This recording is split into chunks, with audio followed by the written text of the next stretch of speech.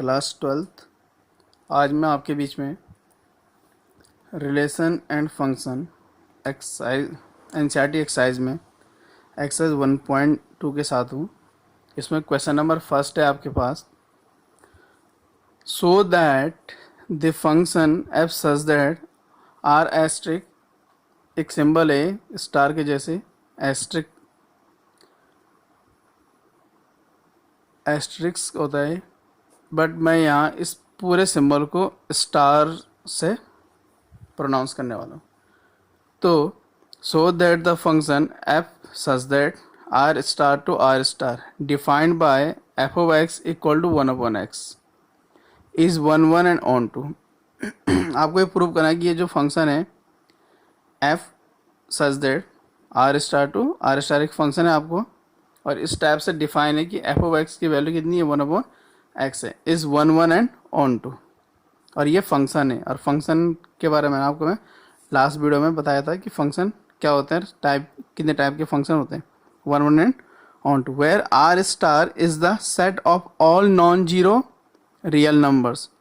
Are star एक set है सारे नॉन जीरो रियल नंबर्स का, ठीक है। यहाँ तक is the result true if the domain R star, ये जो डोमेन आपका R star is replaced by capital N means set of natural numbers with codomain being same as R star.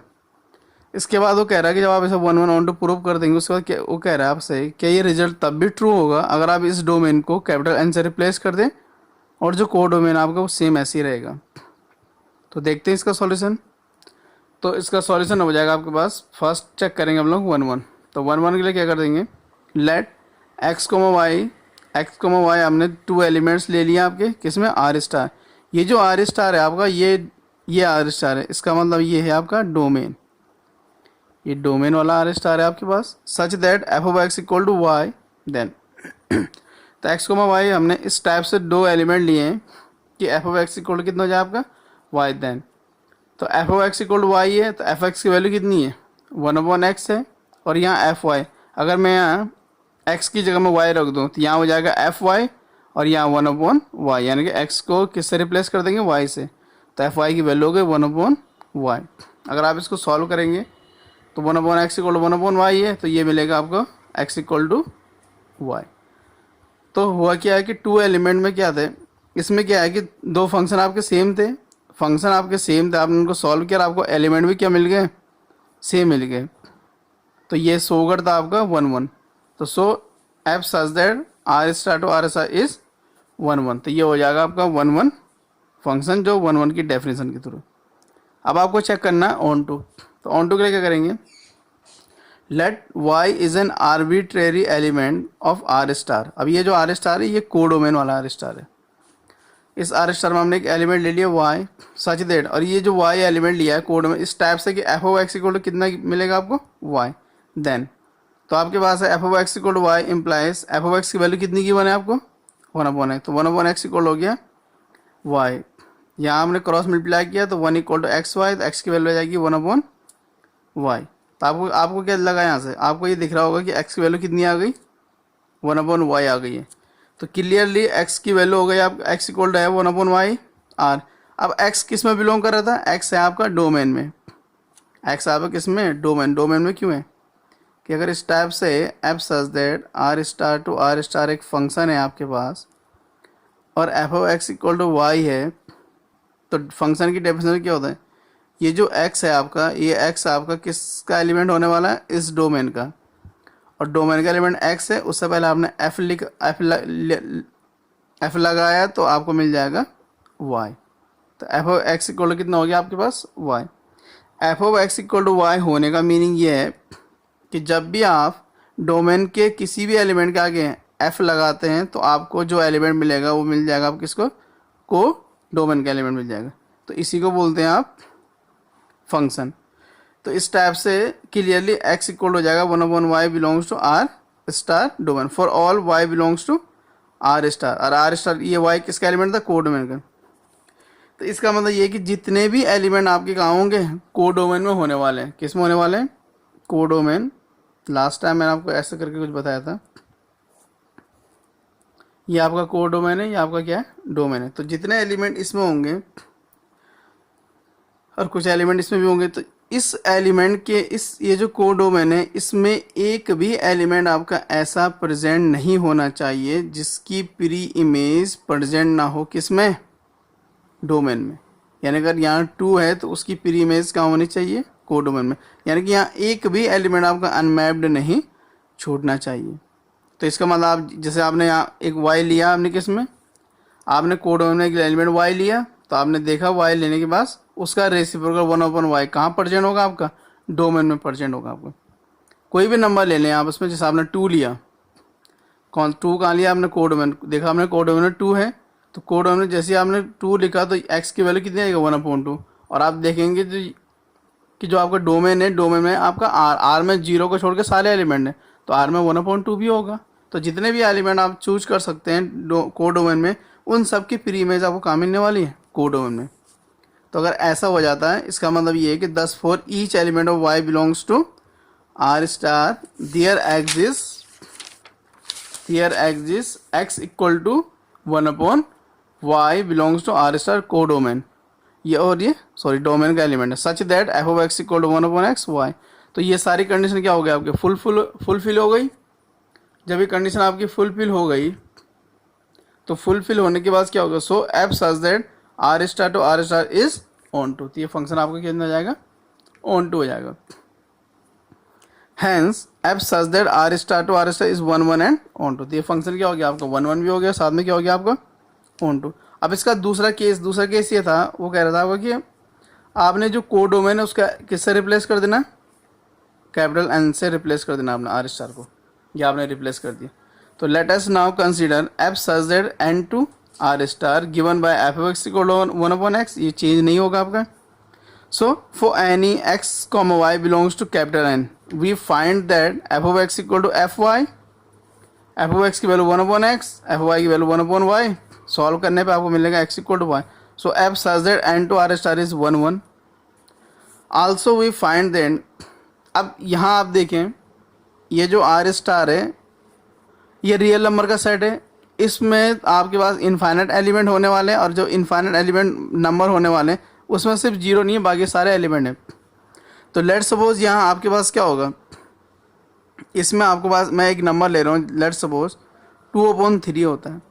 कितना होगा आपका, 2/3। 2/3 किस में होगा आपका, कोड डोमेन में। अब जब कोड डोमेन में 2/3 यानी कि y इक्वल टू कितना हो गया आपके पास, 2/3 हो गया। y इक्वल टू जब 2/3 है, तो y इक्वल टू 2/3 होने का मतलब ये कि अभी आपने सॉल्व किया था पीछे, x की वैल्यू कितनी आई थी, x की वैल्यू आई थी आपके पास, ये देखिए सॉल्व करने में आपको मिला था x की वैल्यू 1/y। तो x था आपके पास 1/y, तो x की वैल्यू है आपके पास 1/y, तो ये हो गया आपका x की वैल्यू 1/y। अभी आपने y की वैल्यू कितनी लिखी है, 2/3 कोड डोमेन में। तो अगर मैं इस वैल्यू को यहाँ पुट करता हूँ, तो 1/2/3 इससे मिलेगा आपको कितना, x इक्वल टू 3/2। तो x इक्वल टू मिल जाएगा आपको कितना, 3/2। लेकिन आप देखते हैं x इक्वल टू 3/2 किस में नहीं होता है, n में तो होता है नहीं। किस में नहीं होता आपका, n में x इक्वल टू 3/2 नहीं होगा। क्यों, क्योंकि n तो क्या है, सेट ऑफ नेचुरल नंबर, और नेचुरल नंबर में ओनली क्या होते हैं, 1 2 3 4 5 6 इस टाइप से नंबर होते हैं। तो इसका मतलब कोड डोमेन में जितने भी फ्रैक्शन वाले नंबर होंगे आपके पास, उनकी प्री इमेज प्रेजेंट नहीं होगी किसमें, डोमेन में। जब उनकी प्री इमेज प्रेजेंट नहीं होगी डोमेन में, इसका मतलब जो सारे all the elements of codomain are not mapped, तो वो क्या नहीं होंगे आपके, मैप्ड नहीं होंगे। So F such that n to r star is not onto, तो ये आपको क्या नहीं होगा, ऑन टू नहीं होगा। Thus F such that n to r star is 1 1 but not onto. Second question है आपके एक्सरसाइज में, एक्सरसाइज 1.2 में, check the injectivity and surjectivity of the following functions. Check the injectivity and injectivity means 1 1 and surjectivity means onto. तो आपको ये जो questions हैं आपके पास, फॉलोइंग क्वेश्चंस हैं, ये फॉलोइंग फंक्शंस हैं, इनमें आपने 1 1 एंड ऑन टू चेक करना है। फर्स्ट है आपके पास f such that n to n given by f of x equal to x square, f such that z to z, z is the set of integers given by f of x equal to x square. Third one is f such that r to r is a set of real numbers given by f of x equal to x square. Fourth one, f such that n to n given by f of x equal to x cube. And fifth one is f such that z to z given by f of x equal to x cube. Solution first. Given f such that n to n given by f of x equal to x square है आपके पास, तो 1 1 check करना है या injectivity. Let x, y belongs to capital N. ये क्या आपके पास code one में 2 एलिमेंट ले लिए. Such that f of x equal to x y. तो f of x की वैल्यू कितनी गिवन है, एक्स स्क्वायर. और एफ वाई कितना हो जाएगा, अगर मैं यहाँ x को रिप्लेस कर दूँ y से, तो F Y equal to Y square. तो X square equal to Y square. तो x इक्वल टू कितना हो जाएगा आपका, plus minus Y. x equal to Y because resulting the negative sign को आपने छोड़ दिया, तो आपको क्या मिल जाएगा, x equal to y. x equal to कितना हो गया आपके पास, y. तो ये सब होने के बाद क्या हो गया आपके पास, सो f such that n to n is 1 1. तो ये क्या हो गया आपके पास, फंक्शन 1 1 हो गया. उसके बाद नेक्स्ट है आपके पास सब्जेक्टिविटी और onto. Let y belongs to capital N. किसका एलिमेंट है, कोड वन में. Such that f of x equal हो जाएगा आपके पास y. f of x की वैल्यू है x square and y, x square equal to y. तो x की वैल्यू आ जाएगी under root y, maybe plus minus भी होना था. तो x इक्वल टू कितना हो जाएगा आपका, plus minus under root y. x equal to plus minus under root y या अंडर रूट ऑफ कितना हो गया आपके पास, इस टाइप से हो गया. अब आप देखते हैं कि जो आपके पास कोडोमेन होगा, कोडोमेन में जितने भी एलिमेंट होंगे आपके पास किस टाइप से, जिनका स्क्वायर रूट आता होगा, जिनका स्क्वायर रूट आएगा उनकी प्रीमेज प्रेजेंट होगी किसमें, डोमेन में. बट जिनका स्क्वायर रूट नहीं होगा उनकी प्रीमेज कहाँ प्रेजेंट नहीं होने वाले आपके पास, डोमेन में. कैसे, जैसे एन टू एन है आपके पास, एन टू एन है, फंक्शन था आपके पास F such that from N to N, set of natural number to set of natural number. अब क्या होता है कि इसके कोड वन में 1 2 3 4 5 स्टेप से नंबर आएंगे. लेट सपोज आपने पास एक नंबर लिया आपने 3. अगर 3 को मैप्ड होना है या 3 की प्री इमेज प्रेजेंट होनी है किसमें, कोड डोमेन में, तो उसके लिए आपको x इक्वल टू कितना होना चाहिए, फिर अंडर रूट 3 होना चाहिए. बट आपको पता है कि डोमेन में तो क्या है, set of real number, set of natural number से, और सेट ऑफ नेचुरल नंबर में अंडर रूट 3 नहीं होता है. तो इसका मतलब clearly x equal to under root y belongs does not belongs to capital N. For all y belongs to capital N codomain. तो कोडोमेन में जितने भी y होंगे उन सब के लिए x equal to under root y doesn't belongs to capital N of domain. So f such that n to n is not onto. इसी टाइप से आपके पास लास्ट क्वेश्चन ले रहा हूँ इसमें मैं, fifth one. Given f such that z to z given by f of x equal to x cube. एक function है आपके पास, इसको चेक करना आपने इंजेक्टिविटी. तो लेट इंजेक्टिविटी चेक करने के लिए सिंपल है, let x, y belongs to z. 2 element ले लिया आपने किसमें, z मीन्स डोमेन में. Such that f of x equal to f y है, तो f of x की value x cube, f of y की वैल्यू y क्यूब. तो यहाँ से मिलेगा आपको x equal to y. So f is 1 1 और इंजेक्टिविटी. बड़ा ईजी सा इंजेक्टिविटी चेक करना. Now surjectivity means onto. Let y belongs to z. ये जो z है क्या है आपके पास, कोडोमेन का z है. Such that f of x equal to y. Now f of x equal to y है, f x की value x cube equal to y. x की वैल्यू कितनी होगी, y टू द पावर 1/3. अब y to the power 1/3 it means that आपके पास जो codomain होगा, कोडोमेन के उन्हीं एलिमेंट की प्री इमेज प्रेजेंट होगी आपके पास डोमेन में जिनका क्यूब रूट एग्जिस्ट करेगा. z is a set of real, set of integers. तो जब सेट ऑफ इंटीजर है z, इसका मतलब इसके अंदर एलिमेंट -3 -2 -1 0 1 2 3 प्रेजेंट होगा. लेट सपोज मैं लेता हूँ 3. आपने एक नंबर चूज किया 3.